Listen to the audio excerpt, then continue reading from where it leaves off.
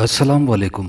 Subscribe कीजिए और bell icon press कर दीजिए ताकि नेक्स्ट वीडियो का नोटिफिकेशन आपको बआसानी मिलता रहे। दरवाजे के ताले में चाबी डालकर सनी ने घुमाया। हल्की सी खटाक की आवाज़ आई, जिसका मतलब था बंद ताला खुल गया। जिसके बाद उसने हैंडल पकड़कर किवाड़ को अंदर धक्का दिया। हिसाबन दरवाजे के पटों को खुल जाना चाहिए था, मगर ऐसा नहीं हुआ। किवाड़ अपनी जगह से टस से मस नहीं हुए। उसे अचानक शक गुजरा, कहीं ताला अब तक बंद तो नहीं। ये सोचकर उसने दोबारा चाबी ताले में डालकर घुमाई। जिस तरफ चाबी घुमाने से ताला खुलता था, उधर तो चाबी घूमी ही नहीं। जब उसने मुखालिफ सिमत में चाबी घुमाई तो चाबी घूमी और ताला बंद हो गया। हल्की सी आवाज़ भी आई, यानी ताला खुला हुआ था, अब बंद हो गया है, उसने दिल ही दिल में कहा। और एक बार फिर ताला खुलने वाली सिमत में चाबी घुमाई। ताला खुलने की आवाज़ भी सुनाई दी। उसने चाबी निकालकर किवाड़ खोलने की कोशिश की, मगर कामयाब न हो सका। क्या हुआ सनी, ताला खोलने में कितनी देर लगा रहे हो? अब उसने पीछे पलटकर अम्मी को मुखातिब किया, जिनके इर्द गिर्द उसके भाई बहन खड़े थे। अम्मी, ताला खुलने के बावजूद किवाड़ खुल नहीं रहे, क्या मतलब? सनी ने उन्हें मतलब समझाया, मगर शायद उनकी समझ में नहीं आया। उन्होंने उससे चाबी लेकर खुद कोशिश की, तब उनकी समझ में आया शायद दरवाज़ा अंदर से बंद है। मगर यह कैसे हो सकता है? सनी से छोटे जिमी ने हैरानगी से कहा, जाते वक्त दरवाज़ा मैंने अंदर से बंद किया था, तो शायद हमारे जाने के बाद पापा आए हों और उन्होंने दरवाज़ा अंदर से बंद कर दिया हो। गुड़िया ने अपनी अकल का मुजाहिरा किया। बुद्धू कहीं की, चाबी तो हमारे पास है, पापा अंदर कैसे दाखिल होंगे? अभी ये बातें हो ही रही थी कि बच्चों की वालिदा ने दरवाज़ा थपथपाकर कहा, कौन है अंदर? कौन है? मैं हूं।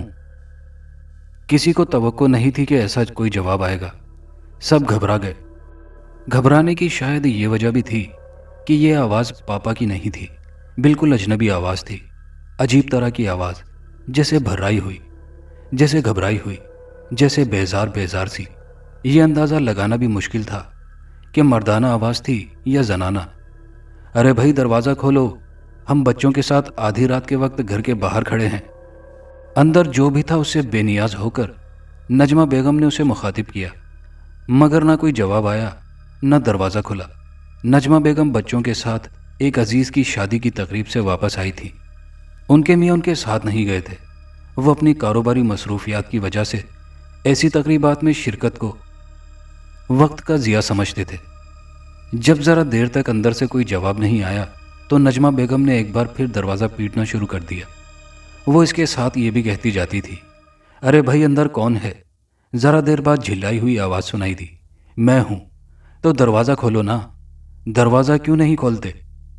जवाब फिर नदारित, और दरवाज़ा भी नहीं खुला। या अल्लाह, हम किस मुसीबत में फंस गए।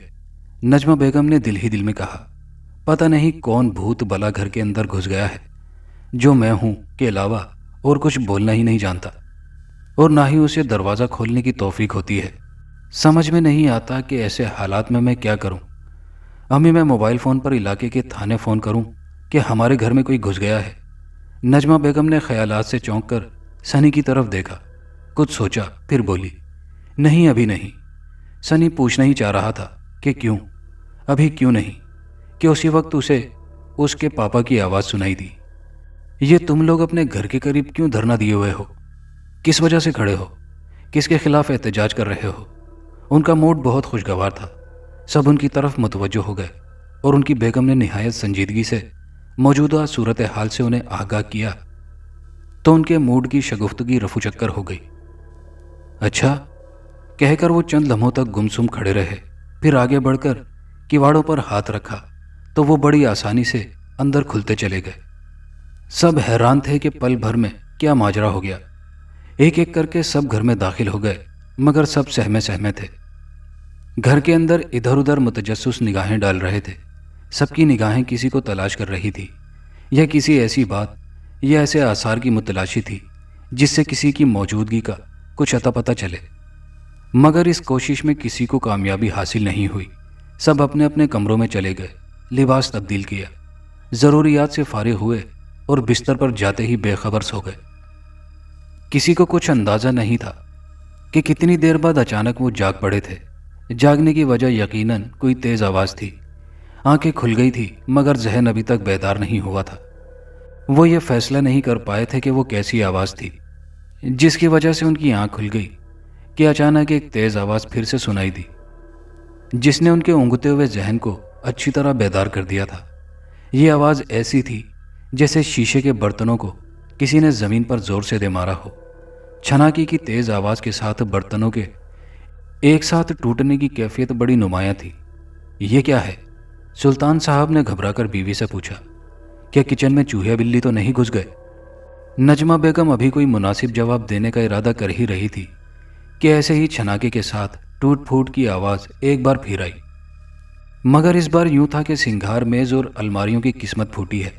دونوں گھبرا کر بستر پر اٹھ بیٹھے تھے اور اس نئی آواز پر خیال آرائی کے بارے میں سوچ ہی رہے تھے کہ سنی کے چلانے کی آواز سنائی دی، پاپا پاپا۔ دونوں میاں بیوی آواز کی سمت سرپٹ بھاگے۔ سنی اپنے کمرے کے باہر کھڑا تھا اور اس کے قریب جمی اور دیگر بچے ہونکوں کی طرح کھڑے تھے۔ چھوٹے بچے دوڑ کر ماں سے لپٹ گئے۔ وہ بے حد خوفزدہ تھے۔ کیا بات ہے ارسلان؟ کیا ہوا؟ تم لوگ کیوں چلا رہے ہو؟ یہ کیسی آوازیں ہیں؟ گھر میں کوئی چور ڈاکو گھس آیا ہے شاید، جس نے گھر میں توڑ پھوڑ مچا رکھی ہے۔ سنی کی بات کو جمی نے آگے بڑھایا۔ آؤ دیکھتے ہیں کون ہے، ان کے پاپا نے ان سے کہا۔ اس طرح نہ جائیے، نجمہ بیگم نے ہانک لگائی، مگر باپ بیٹوں نے ان کی بات پر کوئی توجہ نہیں دی۔ وہ آگے بڑھ گئے۔ نجمہ بیگم اپنی جگہ چھوٹے بچوں کے ساتھ کھڑی رہی۔ وہ کچن پہنچے تو وہاں ہر چیز اپنی جگہ صحیح سلامت نظر آئی۔ کمرے میں جا کر شیشے کی الماریوں اور سنگھار میزوں کو دیکھا تو ان پر کوئی خراش بھی موجود نہیں تھی۔ ڈرائنگ روم میں بھی ہر طرف سکون ہی سکون نظر آیا۔ تینوں واپس آئے، نجمہ بیگم کو بتایا، ہر چیز سلامت ہے، کہیں بھی کسی ٹوٹ پھوٹ کا کوئی نشان نہیں۔ نجمہ بیگم نے کوئی جواب نہیں دیا، مگر دل ہی دل میں وہ یہ ضرور کہہ رہی تھی، پھر وہ آوازیں کیسی تھی؟ چند روز بعد کی بات ہے۔ دن کے وقت جب سلطان صاحب اپنے دھندے اور ان کے بیٹے اسکول کالج گئے ہوئے تھے، گھر میں صرف نجمہ بیگم اور چھوٹے بچے تھے۔ نجمہ بیگم کسی کام سے کچن سے ڈرائنگ روم گئیں اور پھر ذرا دیر بعد ہی لوٹی تھی، لیکن چھت سے لٹکا فانوس اچانک ٹوٹ کر نیچے آ گرا۔ فانوس ان سے چند قدم کے فاصلے پر گرا تھا۔ انہیں یوں محسوس ہوا جیسے کسی نے جان بوجھ کر فانوس ان کے اوپر گرایا تھا کہ وہ اس کی زد میں آ جائیں۔ وہ اس قدر گھبرا گئی تھی کہ وہاں سے بھاگی اور جاتے وقت ڈرائنگ روم کے دروازے دوسری طرف سے بند کر دیے، غالباً اس خیال سے کہ کمرے میں اگر کوئی موجود ہے تو وہ باہر نہ آ سکے۔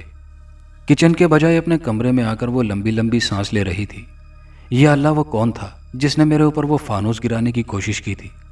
انہوں نے سوچا، میں گھر میں چھوٹے بچوں کے ساتھ اکیلی ہوں، میں تن تنہا اس کا مقابلہ کیسے کر سکوں گی؟ وہ جو کوئی بھی ہے مجھے نقصان پہنچانے کی پھر کوشش کر سکتا ہے۔ میں کیا کروں؟ کچھ سمجھ میں نہیں آتا۔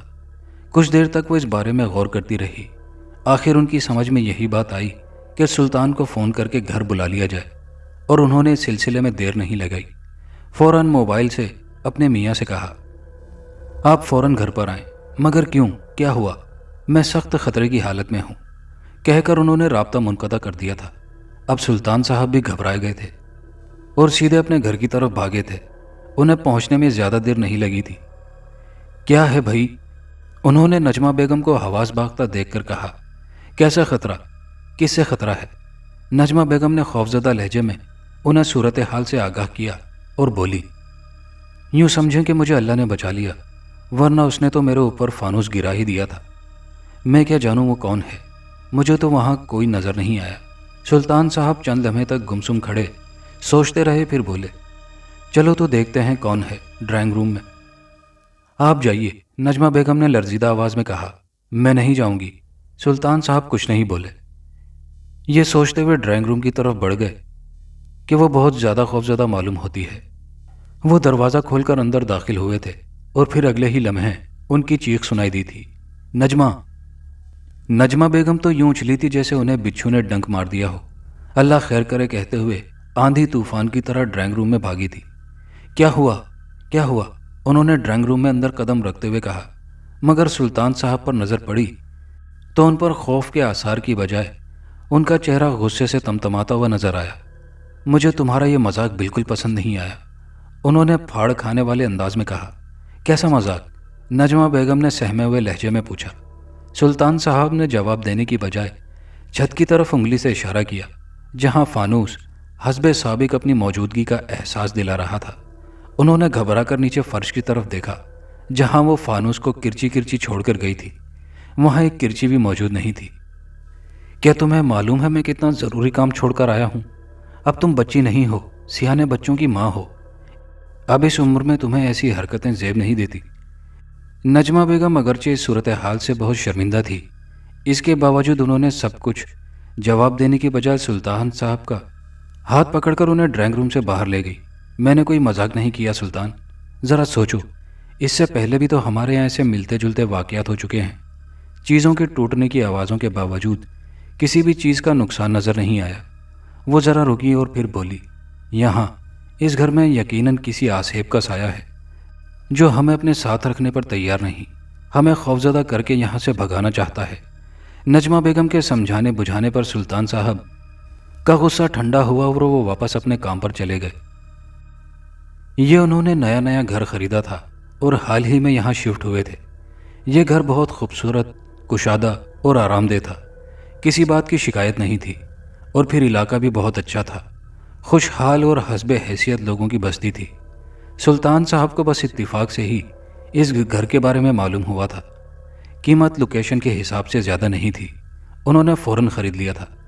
شفٹنگ کے بعد ایک دو بار رات کے وقت انہیں ایسا محسوس ہوا جیسے کوئی چل رہا پھر رہا ہے، جس کو انہوں نے یہ معنی پہنائے کہ شاید کوئی چوہے بلی ہیں کہ جنہوں نے خالی گھر میں بسیرا کر رکھا تھا اور جو کہ اب تک یہاں سے بھاگے نہیں ہیں۔ انہوں نے سوچا کہ اس کا واحد حل یہی ہے کہ ایک دو بلی لا کر گھر میں چھوڑ دی جائے، جو آہستہ آہستہ ان کا صفایا کر دیں گی۔ بلیاں آئیں تو بظاہر چوہوں کی گڑبڑ ختم ہو گئی، مگر ایک نیا فتنہ کھڑا ہو گیا۔ بلیاں رات کو رونا شروع کر دیتی اور ایسا لگتا جیسے روتے روتے جھلا کر کسی پر حملہ آور ہو رہی ہیں۔ میاں بیوی اٹھ کر بلیوں کے پاس جا کر انہیں مخاطب کرتے، کیا بات ہے، تم سب اس طرح چیخ چلا کر کیوں ہماری نیند خراب کر رہی ہو؟ بلیاں انہیں ٹینشن کی حالت میں نظر آتی، ان کے بال کھڑے ہوتے اور وہ دھیرے دھیرے غرا رہی ہوتی۔ کئی دنوں کے بعد بلیوں کے چیخنے چلانے کا سلسلہ بند ہو گیا۔ بلیاں اچانک غائب ہو گئی، خود ہی کہیں چلی گئیں۔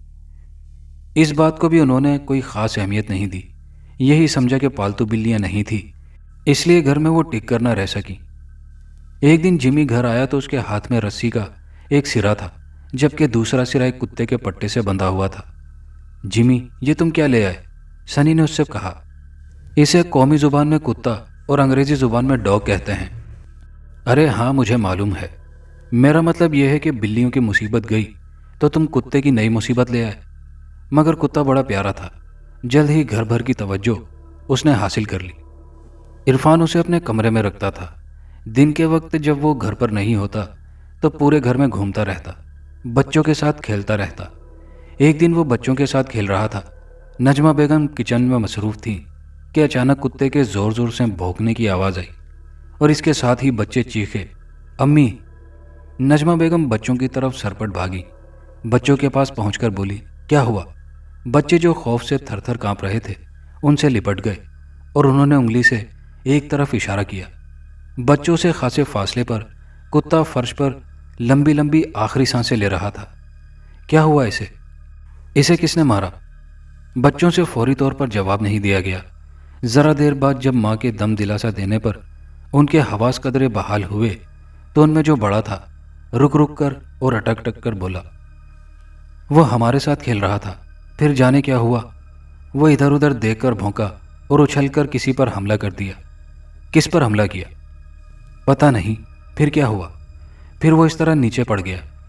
نجمہ بیگم بچوں کو چھوڑ کر کتے کے پاس گئیں، اس پر ایک نظر ڈالی، پھر بھاگ کر پانی لائی اور اس کے منہ پر ٹپکایا۔ پانی نے غالباً اس کی مشکل آسان کر دی اور اس کا تڑپتا ہوا جسم بے حس و حرکت ہو گیا۔ یا اللہ، وہ کون تھا جسے دیکھ کر اس نے حملہ کیا تھا اور اس نے اسے موت کے منہ میں پہنچا دیا؟ نجمہ بیگم کو ان کے سوال کا جواب نہیں ملا۔ وہ بچوں کو ساتھ لے کر اپنے کمرے میں چلی گئی۔ اچانک انہیں خیال آیا کہ وہ کچن میں چولہے پر ہانڈی رکھی چھوڑ کر گئی تھی، لہٰذا بچوں کو وہیں رکنے کا کہہ کر किचन की तरफ दौड़ी। खुदा का शुक्र है हांडी जली नहीं, कहकर उन्होंने इत्मीनान का सांस लिया था कि पीछे से आवाज़ आई, अम्मी। उन्होंने पलटकर देखा, इरफान सरापा गमो यास बना खड़ा था। मेरे टाइगर ने क्या कसूर किया था कि आपने उसे मारे सदमे के उससे पूरा जुमला अदा नहीं किया गया। जिमी बेटे, इसे मैंने नहीं, इसके पास जाकर उसे तसल्ली देते हुए उन्होंने सारी रुदात सुना दी। इरफान ने दोबारा मुर्दा कुत्ते के पास जाकर नए सिरे से उसका जायजा लिया और इस नतीजे पर पहुंचा कि किसी ने उसकी गर्दन मरोड़कर तोड़ दी है। मगर किसने? इसका जवाब किसी के पास नहीं था। नजमा बेगम, तुम्हारा ख्याल दुरुस्त मालूम होता है कि इस घर में आसेब का साया है, सुल्तान साहब ने बीवी के ख्याल से इत्तिफाक करते हुए कहा। और इस बात से भी आपको इत्तिफाक करना पड़ेगा कि जो कोई भी है हमें इस घर से बेदखल करना चाहता है। हाँ, इंदिया तो यही मिलता है कि वो हमें खौफजदा करके यहाँ से जाने पर मजबूर कर रहे हैं। तुम्हारा इस बारे में क्या ख्याल है? क्या हमें ये घर छोड़ देना चाहिए? नजमा बेगम जवाब देते वक्त ज़रा हिचकिचाई, लेकिन आखिर उन्होंने कह ही दिया, इस मकान को छोड़ने के हक में नहीं। इतना अच्छा और प्यारा मकान हम किसी अनदेखे जैसा है। सुल्तान साहब ने तल्ख कलामी करते हुए कहा, हम बच्चों से भी उनकी राय लेंगे, उसके बाद कोई फैसला करेंगे। और अगले रोज़ खाने की टेबल पर सुल्तान साहब दोनों बड़े बेटों अरसलान और इरफान को मुखातिब करते हुए ये मसला छेड़ दिया और पूछा, तुम लोगों का क्या ख्याल है?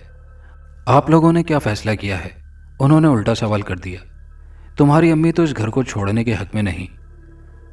हम भी उनके हम ख्याल हैं। घर इंसानों के रहने के लिए होते हैं, भूत प्रेतों के लिए नहीं। जिमी ने सनी की बात आगे बढ़ाई, तुम लोगों को हर हाल में ये घर छोड़ना पड़ेगा। अचानक कमरे में आवाज़ गूंजी थी और ऐसा लगा था जैसे हर तरफ से इसकी बाज़गश्त सुनाई दी हो। तुम लोगों को हर हाल में ये घर छोड़ना पड़ेगा, ये घर छोड़ना पड़ेगा, छोड़ना पड़ेगा। सब लोग ज़रा देर के लिए सन्नाटे में आ गए थे। फिर जिमी एकदम बोल पड़ा, ये हमारा घर है, हमने इसे ख़रीदा है, इसलिए तुम इस पर हक जताने वाले कौन हो? इस पर हमारा हक यूँ है कि हम एक मुद्दत से इसमें मुकीम हैं। जब ये घर बना था उससे भी पहले हम यहाँ रहते थे। मकान बनने के बाद भी हम यहाँ रह रहे हैं और आइंदा भी हम यहीं रहेंगे। ये अच्छी ज़बरदस्ती है। और अगर हम यहाँ से नहीं गए तो तुम क्या कर लोगे? अभी सनी का ये जुमला ख़त्म ही हुआ था कि कमरे में एक धुंध सी छा गई, और जब धुंध छटी तो खाने मेज़, उस पर रखी डिशों, प्लेटों और उनके हाथों में गर्दो गुबार की एक मोटी तह जमी हुई थी। सुल्तान साहब ने बच्चों को इशारों से खामोश रहने और सब्र व तहम्मुल से काम लेने को कहा। उस वक्त तो ये मामला यहीं तक रहा, लेकिन उन्होंने ये फैसला कर लिया था कि इन अनदेखी ताकतों से शिकस्त नहीं खाएंगे। सुल्तान साहब ने इन हालात से नबरदाजमा होने के लिए किसी ऐसी शख्सियत की तलाश शुरू कर दी जो भूत प्रेत और आसेब को काबू करने पर कादिर हो। कहते हैं कि जुस्तजू सच्ची हो तो खुदा भी मिल जाता है। सुल्तान साहब को उनकी मतलूबा शख्सियत मिल गई। उन्होंने सारी रुदात सुनाकर कहा, या हज़रत, कोई ऐसी तदबीर हो सकती है कि इन नादीदा काबिज़ीन से निजात हासिल हो सके? वो कब्ज़ा माफिया हमारे घर से भागने पर मजबूर हो जाए। पहले ये मालूम करना होगा कि आखिर वो हैं कौन, उसके बाद ये फैसला किया जा सकेगा कि उनको वहाँ से बेदखल कैसे किया जाए। सुल्तान साहब उनसे पूछने का इरादा कर ही रहे थे कि इस सिलसिले में आप क्या करेंगे कि वो बोल पड़े। उनके गर्दो गुबार से जो बर्तन आलूदा हुए थे उनमें से कोई एक आप मुझे लाकर दें, इससे मुझे उनके बारे में अंदाज़ा लगाने में मदद मिलेगी। मगर जनाब, वो सारे बर्तन तो हमने उसी वक्त धो डाले थे। ये तो मुझे भी मालूम है। फिर वो धीरे से मुस्कुराए।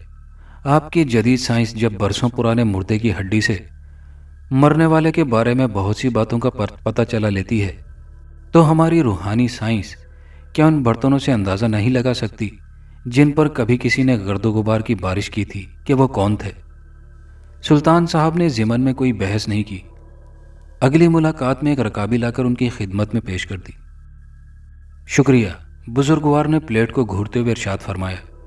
अब हमारी लेबॉर्ट्री में इस प्लेट की DNA टेस्ट होगी और आपको बता दिया जाएगा कि कब्ज़ा माफिया कौन है। वो ज़रा रुके, फिर अपनी बात आगे बढ़ाते हुए बोले, अच्छा ये तो बताइए कि इस रकाबी को लाते वक्त बेगम या किसी को बताया तो नहीं था کہ किस मकसद के लिए इसे कहाँ ले जा रहे हैं। जी नहीं, मैंने इस बारे में किसी से कोई बात ना की, ना ही किसी की मौजूदगी में ये काम किया। मैं बहुत ही खामोशी के साथ इस प्लेट को छुपा कर लाया हूँ। ठीक, आप खासे समझदार हैं। उन हाजिर गायब को ज़रा भी भनक लग जाने से वो हमारे काम में रुकावटें पैदा कर सकते हैं। अब क्या हुक्म है मेरे लिए? आप परसों तशरीफ़ लाएं। उस वक्त तक इंशाल्लाह ताला इस रकाबी का रूहानी डीएनए टेस्ट हो चुका होगा। और हाँ, फ़िलहाल इस बारे में बेगम साहिबा को भी कुछ बताने की ज़रूरत नहीं। घर पर एक बार नजमा बेगम ने उनसे इशारतन किनायतन पूछा भी था कि मौजूदा हालात के तदारुक के लिए आप कुछ कर क्यों नहीं रहे, जिस पर उन्होंने झिल्लाए हुए अंदाज में कहा, मैं अपने कारोबार की तरफ तवज्जो दूं या किसी और तरफ, तुम्हें क्या पता आजकल कारोबारी हालत कितनी ख़राब है। तीसरे दिन वो बुजुर्गवार की खिदमत में हाजिर हुए तो उन्होंने फरमाया, हमारी रूहानी डीएनए टेस्ट में कब्ज़ा माफिया की हिस्ट्री शीट से हमें आगाह कर दिया है। कौन है वो? सुल्तान साहब ने बेताबी का इजहार करते हुए पूछा। वो जिन्नात हैं, मगर ज़रा बिगड़े हुए, अपने गुरों से कटे छटे रहते हैं। इंसानों के दरमियान रहने वाले जिनों की अक्सरियत अच्छी निगाहों से नहीं देखती। अब आपका अगला मरहला क्या होगा कि आप उनसे दूबदू मुलाकात करके, अभी नहीं, पहले कुछ एहतियाती तदबीरें करनी होंगी। उसके बाद, और एहतियाती तदबीरों के लिए उन्होंने सुल्तान साहब को सफ़ेद धागे की एक रील दी, जिसमें लिपटे धागे में थोड़े थोड़े फासले पर गिरहें लगी हुई थी। आपको फिर एक बार बेहद एहतियात का मुजाहरा करना पड़ेगा। इस धागे को मुख्तलिफ कमरों के मुख्तलिफ हिस्सों में इसके छोटे छोटे टुकड़े करके इसको इस तरह बांधना पड़ेगा कि आपको कोई देख न रहा हो। अगर देखे भी तो यही समझे कि आप कोई और काम कर रहे हैं। आप मेरी बात समझ रहे हैं ना? जी हाँ, यह एहतियात उन अनदेखी माफिया के लिए है। बिल्कुल, आप समझदार आदमी हैं। ये काम ज़रूरी नहीं कि एक ही वक्त में मुकम्मल किया जाए। जब भी मौका मुनासिब मिले करते रहें, मगर 2-3 दिनों में मुकम्मल कर लें। इसके बाद मुझे आकर सूरत हाल से आगाह कर दें। यह काम वाकई बड़े एहतियात के साथ करने का था। घर वालों की निगाहों से भी बचना था। बहरहाल उन्होंने मुकर्ररा वक्त में मोहतात तरीके पर कर लिया और आकर उसकी इत्तला दी। देखिए, बुजुर्गवार ने सोचते हुए इरशाद फरमाया, आज जुमेरात है। अगले बुध तक आप लोगों को जिन्नातों के मुतवक्का रिएक्शन का बगौर अंदाज़ा लगाना होगा कि क्या उन पर कोई नाखुशगवार असर पड़ेगा। पड़ भी सकता है और नहीं भी। बहरहाल आप लोगों को डरने और खौफजदा होने की ज़रूरत नहीं, ना ही आप लोग इस पर कोई अपना रिएक्शन जाहिर करेंगे। अगले बुध को सुल्तान साहब ने जाकर बताया, यूँ महसूस होता है जैसे कब्ज़ा माफिया बहुत बेचैनी और बेकली की हालत में मुब्तला है। मैं कुछ समझा नहीं, ज़रा साफ तौर से बताइए।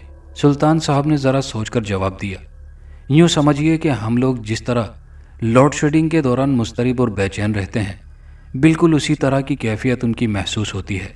ख़ास तौर पर रात के वक्त उनकी बेकरारी बढ़ जाती है। थोड़े थोड़े वक्फे से उनकी उफ आह की सदाएं सुनाई देती हैं। ऐसे में अक्सर फड़फड़ाहट की आवाज़ भी सुनाई देती है, जैसे कोई परिंदा उड़कर कहीं चला गया हो। जैसे बुजुर्गवार ने सुल्तान साहब की बात आगे बढ़ाई, हम लोग लोड शेडिंग के दौरान हब्स और गर्मी से बेचैन होकर घर से बाहर निकल जाते हैं। जी हाँ, शायद उनकी यही कैफियत होती है और वो घर से बाहर जाने पर मजबूर हो जाते हैं। सुल्तान साहब ने तायद की, मैं यही तो चाहता था। यूँ समझिए हमारा तीर निशाने पर जा लगा है। अब अगला मरहला उनसे 2-2 हाथ करने का है। वो ज़रा रुके और फिर गोया हुए, कल जोहर की नमाज के बाद आकर मुझे अपने साथ ले चलें। कल आखिरी राउंड का खेल होगा। मगर कहकर वो रुक गए। फिर ज़रा तवक्कुफ के बाद बोले, ये खेल किस कदर डरावना और खौफनाक भी हो सकता है। लिहाजा बेहतर होगा कि अगर आपके छोटे बच्चे हैं तो मेरे पहुंचने से पहले उन्हें किसी अजीज़ के घर पहुंचा दें। बेगम साहिबा और सियाने बच्चे ये दिलचस्प खेल देखने के लिए मौजूद रह सकते हैं। घर पहुंचकर सुल्तान ने बेगम को किसी बहाने घर से बाहर ले जाकर सारी सूरत हाल से आगाह किया। वो डरी भी और खुश भी हुई कि इस फाइनल राउंड के बाद अल्लाह ने चाहा तो कब्ज़ा माफिया से हमारा घर आज़ाद हो जाएगा। अगले रोज़ सुबह उन्होंने छोटे बच्चों को अपनी वालदा के घर छोड़ा कि शाम को आकर उन्हें ले जाऊंगी। सुल्तान साहब मोहतरम बुज़ुर्ग को ज़ोहर के बाद घर लाए तो दोनों बड़े बेटे अरसलान और इरफान भी घर में मौजूद थे। उन्होंने ड्राइंग रूम में ठंडी बोतल लेते हुए कहा, آپ تمام لوگ کسی ایسے کمرے میں کسی ایسی جگہ بیٹھ کر تماشا دیکھیں گے جہاں سے ہماری طرف سے آپ لوگوں پر کسی کی نظر نہ پڑ سکے، جبکہ آپ لوگ ہماری طرف دیکھ سکیں گے۔ پھر ایک ایسی جگہ کا انتخاب ہو گیا جو تھا وسیع و عریض، جہاں کا تماشا سامنے والے کمرے سے بخوبی دیکھا جا سکتا تھا۔ بزرگوار نے برآمدے میں کالے کوئلے سے ایک وسیع دائرہ کھینچا اور اس کے اندر اپنے ساتھ لائی ہوئی مختلف چیزوں کے ساتھ بیٹھ گئے۔ کچھ دیر تک آنکھیں بند کیے قرآنی آیتوں کی آہستگی تلاوت کرتے رہے، پھر خاموش ہو کر گلاس کے پانی میں پھونک مار دی اور اپنے بدن پر بھی پھونک ماری، اپنے چاروں طرف پھونک ماری۔ پھر ذرا توقف کے بعد ذرا بلند آواز سے کہا، اس گھر کے دعوے دار ذرا سامنے تو آؤ اور مجھے بتاؤ کہ تمہارا مسئلہ کیا ہے۔ ذرا دیر کی خاموشی کے بعد ایک بڑی ڈراؤنی سی آواز آئی، ہمیں بلانے والے اپنے بڑھاپے پر ترس کھاؤ، کیوں ہمیں بلا کر دہشت کی موت مرنا چاہتے ہو؟ میری فکر نہ کرو جوانوں، میری تو مرنے کی عمر ہی ہے، تم لوگ جس طرح جی چاہے چلے آؤ۔ ذرا دیر بعد ایک دم اندھیرا سا چھا گیا، پھر آہستہ آہستہ دھند سی چھٹی تو بزرگوار کے کھینچے ہوئے دائرے کے باہر کچھ فاصلے پر ایک عجیب دہشت ناک کوئی چیز موجود تھی، جس پر سلطان صاحب اور ان کی بیوی بچوں کی نظر پڑی تو ان پر سراسیمگی سی طاری ہو گئی۔ جبکہ بزرگوار زیر لب مسکرا رہے تھے، سامنے جو چیز نمودار ہوئی تھی اس کا وہ بغور جائزہ لے رہے تھے اور دل ہی دل میں کہہ رہے تھے، بہت خوب۔ شیر کے اوپر ایک بڑا سا بچھو بیٹھا تھا اور شیر کے چاروں پیروں کی جگہ منہ کھولے ہوئے 4 اژدہے ہیں، گویا شیر 4 اژدہوں کے سہارے کھڑا تھا۔ اس کے ڈنک مارنے سے شعلہ سا ابھرتا تھا اور شیر کی بے چینی بڑھ جاتی۔ دوسری طرف اژدہے شیر کو ڈستے ہیں تو شیر کی آنکھوں سے چنگاریاں سی نکلتی ہیں۔ یہ خوفناک تماشا دیکھنے کے باوجود بزرگ ہستی پر جب کسی خوف کا شائبہ بھی نہیں نظر آیا تو شیر نے اپنا بھاڑ سا منہ کھولا، آواز آئی، لو ہم سامنے آ گئے، بتاؤ ہمیں کیوں بلایا ہے؟ ادھر شیر کے منہ سے آواز نکل رہی تھی اور ادھر اس کے منہ سے بڑے بڑے انگارے نیچے گر رہے تھے۔ بزرگ محترم کوئی دلچسپ تماشا دیکھنے والے بچے کی طرح بے حد خوش دکھائی دے رہے تھے۔ ارے بھائی، تم اتنے اچھے بازیگر ہو تو اس گھر میں رہنے والوں کے ساتھ مل جل کر کیوں نہیں رہتے؟ ان کو اپنا کھیل تماشا دکھاؤ اور گھر کے ایک طرف پڑے رہو، وہ لوگ بھی ایک طرف رہیں گے، تم لوگ بھی شانتی اور امن کا مظاہرہ کرو، ایک دوسرے سے مل کر میل محبت کا مظاہرہ کرو۔ نہیں، عجیب الخلقت شیر دھاڑا اور اس کے منہ سے ڈھیر سارے انگارے نیچے گرے۔ یہ گھر ہمارا ہے، بلا شرکت غیر ہے، ہمارا اور صرف ہمارا ہے، اس میں ہم کسی کی شرکت برداشت نہیں کر سکتے۔ ان لوگوں سے کہیے کہ اپنا بوریا بستر اٹھا کر یہاں سے چلے جائیں۔ اب تک ہم نے بہت صبر و ضبط سے کام لیا ہے کہ ان کو کوئی نقصان نہیں پہنچایا، مگر تم ہمارے دہشت انگیزی کا خود اندازہ لگا لو کہ ہم ان کے لیے کتنے خطرناک ثابت ہو سکتے ہیں۔ بزرگ نے چند لمحوں تک خاموش رہ کر کچھ سوچا، پھر بولے، اچھا ٹھیک ہے، یہ لوگ اس گھر سے بے دخل ہو جائیں گے، مگر ارے ارے، سلطان صاحب کے دونوں بیٹوں نے سرگوشی کے انداز میں کہا، پیرو مرشد، یہ کیا کر رہے ہیں آپ؟ ہماری بے دخلی کا معاہدہ کر رہے ہیں؟ سلطان صاحب نے انہیں خاموش رہنے کی تلقین کرتے ہوئے سرگوشی ہی کے انداز میں کہا، خاموشی سے تماشا دیکھو، پیرو مرشد کی پوری بات سنو۔ وہ کہہ رہے تھے، مگر ایک کاغذ پر آپ لوگوں کو ایک معاہدہ لکھ کر دینا پڑے گا۔ کیسا معاہدہ؟ اس بات کا وعدہ کرنا پڑے گا کہ ان لوگوں کے جانے کے بعد اس گھر میں جب کوئی بھی آئے، تم لوگ انہیں کوئی نقصان نہیں پہنچاؤ گے، بغیر نقصان پہنچائے یہاں سے جانے پر مجبور کرو گے۔ شیر نے زور سے قہقہا لگایا، یوں لگا جیسے گھر کے در و دیوار لرز گئے ہوں۔ لاؤ لاؤ کاغذ قلم، اس معاہدے پر دستخط کرنے پر مجھے کیا تحمل ہو سکتا ہے؟ مجھے معلوم تھا کہ میری دہشت ناک شکل و صورت دیکھ کر تم لوگوں کے لیے دم دبا کر بھاگنا ہی واحد آپشن ہوگا۔ سلطان صاحب ہی اندر کسمسا کر رہ گئے تھے، کیا بابا جی سچ مچ ہمیں یہاں سے نکلوانے کے لیے ارادہ کر رہے ہیں؟ دوسری طرف سے بابا جی بڑے اطمینان سے ایک کاغذ پر کچھ لکھ رہے تھے، پھر اس کاغذ کو انہوں نے قلم میں لپیٹا اور اس کو دھاگے سے باندھ کر شیر کی طرف اچھال دیا۔ یوں لگا جیسے ایک ہاتھ نے آگے بڑھ کر قلم تھام لیا۔ پتہ نہیں یہ ہاتھ شیر کے بدن سے کیسے اور کہاں سے نکلا تھا۔ اس ہاتھ نے دھاگا کھول کر کاغذ پر تحریر پڑھی، واہ، یہ بھی کوئی وعدہ ہے، ایسے تو 1000 وعدے پر دستخط کر سکتا ہوں، یہ کہتے ہوئے اس نے کاغذ پر دستخط کرنے کی کوشش کی، مگر قلم چل کر نہیں دیا۔ ایک دو بار کوشش کرنے کے بعد اس نے بچوں کی طرح قلم کی نوک منہ میں رکھ کر اسے تر کرنے کی کوشش کی۔ پتہ نہیں قلم تر ہوا یا نہیں، لیکن خوفناک شیر تتر بتر ہو گیا۔ ایسا لگا کہ شیر پسینے میں شرابور ہو گیا ہو۔ اس کے بدن سے پانی کے قطرے ٹپ ٹپ ٹپکنے لگے۔ وہ اتنا مضطرب اور بے چین لگ رہا تھا جیسے اس کے تن بدن میں آگ لگ گئی ہو۔ مگر عجیب بات تھی کہ اس کے منہ سے بے چینی کی کیفیت میں جب بھی غراہٹ کی آواز نکلتی، اس کے جسم سے بڑے بڑے انگارے نیچے گرتے۔ دیکھتے ہی دیکھتے اس کے سر پر بیٹھا بچھو بھی انگاروں کی شکل میں ٹوٹ ٹوٹ کر نیچے گر گیا۔ جن 4 اژدہوں کے سہارے شیر کھڑا تھا، ان کے بھی آہستہ آہستہ کسبل ڈھیلے ہونے لگے تھے۔ وہ چاروں ستون بھی تھوڑی دیر بعد پگھلی ہوئی آگ کی صورت بہہ گئے تھے۔ بچا کچا شیر بھی دب سے نیچے گر گیا اور انگاروں کی صورت میں بکھر گیا۔ کچھ دیر تک تو انگارے جلتے بجھتے رہے، پھر ایک دم بجھ کر راکھ کی ایک مختصر سی ڈھیر بن کر رہ گئے۔ خس کم جہاں پاک، یہ بزرگ محترم کی اطمینان بھری آواز تھی۔ ذرا دیر بعد سلطان صاحب اور ان کی فیملی کے ساتھ بزرگوار ڈرائنگ روم میں بیٹھنے کو کہہ رہے تھے۔ گھر گھر گھر، انسان ہو یا جن، گھر کے لیے کیا کیا تگڑم بازی نہیں کرتا۔ اگرچہ یہ گھر اس کا مستقل ٹھکانہ نہیں، ایک دن اسے بہرحال یہاں سے جانا ہے۔ پھر اس گھر کے لیے اتنا ادھم مچانا کہاں کی دانش مندی ہے؟ اور جو مستقل گھر ہے جہاں ہمیشہ رہنا ہے، اس کی کوئی فکر ہی نہیں کرتا۔ دوستو، یہ کہانی اچھی لگی ہو تو ویڈیو کو لائک شیئر ضرور کیجیے گا اور کامنٹ باکس میں اپنی قیمتی رائے سے ہمیں ضرور آگاہ کیجیے گا۔ شکریہ۔